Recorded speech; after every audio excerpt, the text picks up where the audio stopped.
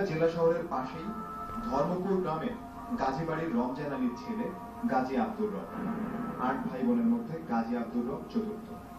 জানা যায় 12 বছর বয়সে তিনি কোন এক আল্লাহর ওলির সামনে পড়েছিলেন। আল্লাহর ওলি তাকে প্রথমে মেরে ফেলতে চাইলেও পরে বাঁচিয়ে রাখেন। সেই থেকে তিনি অলৌকিক ক্ষমতার অধিকারী এবং এলাকায় তিনি বাবা নামে পরিচিত।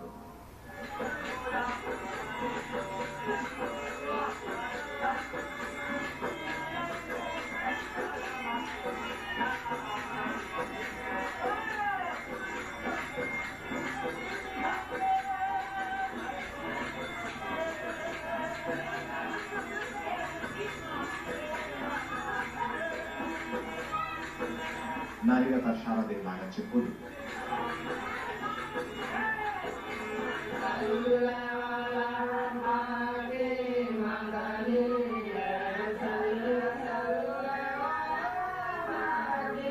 আত্মপন্ত সাবান লাগিয়ে সযত্নে বাবাকে গোসল করানো হচ্ছে।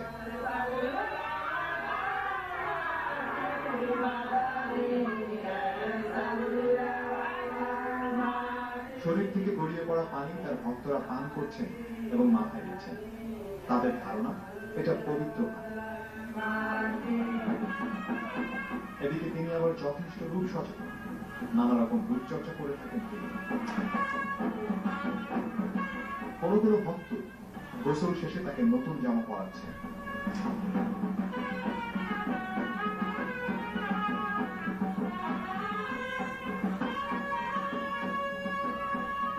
তার পোশাকের ভাঁজে ভাঁজে লাগানো হচ্ছে দামি সব সুগন্ধি।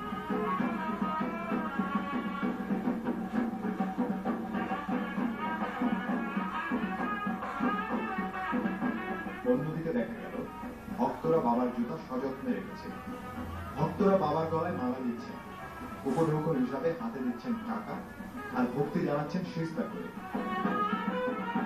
এখানে দেখা গেল ছেলে বুড়ো সহ অনেককে।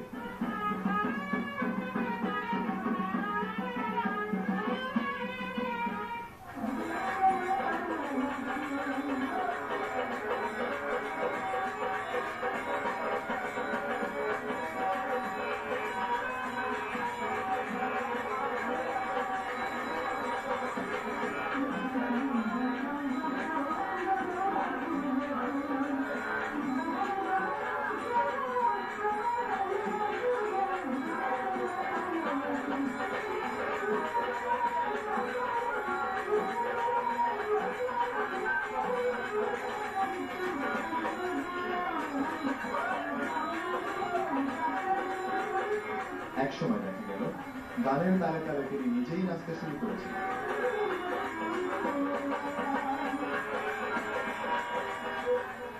আমরা কথা বলি তার বাবা রমজান আলীর সাথে, জানতে চাই আব্দুর রব তথা গাজী বাবার কাহিনী। সবাই আসে, ধরেন এই মহিলাই বেশি আসে, অনেকজনের অনেক সমস্যা আইয়ে এখানে বাবা দোয়া করে, বাবা তারা রহমত করে। সবে কি আর হয়নি, জানেন সরকার সবে কি আর হয়নি, কেউ হয়ে যায়, কেউ তোমার যায় না।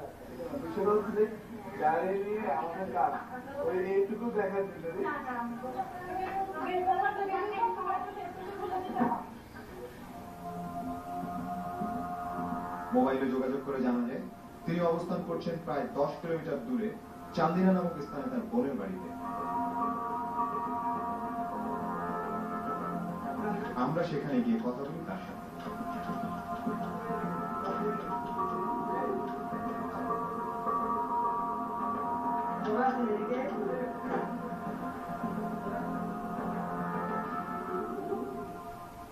কথিত বাবা সেজদা করার বিষয়টি স্বীকার করেন।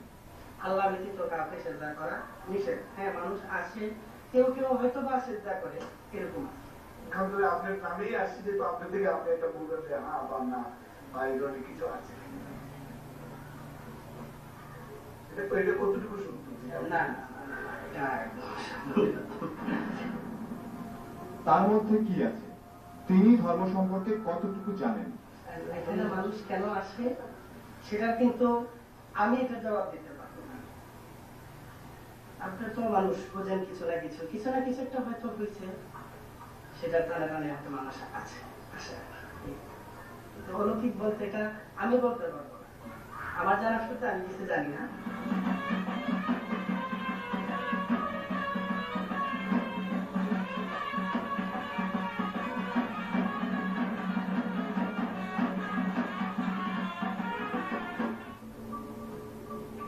গাজী আব্দুর রব ধর্মের দোহাই দিয়ে সাধারণ মানুষদের বিভ্রান্ত করছে, ধর্মকে পুঁজি করে হাতিয়ে নিচ্ছে অনেক টাকা। অতি দ্রুত এ ব্যাপারে কার্যকর পদক্ষেপ নিতে হবে। ধর্মের প্রতি ভ্রান্ত ধারণা থেকে রক্ষা করতে হবে সাধারণ মানুষকে।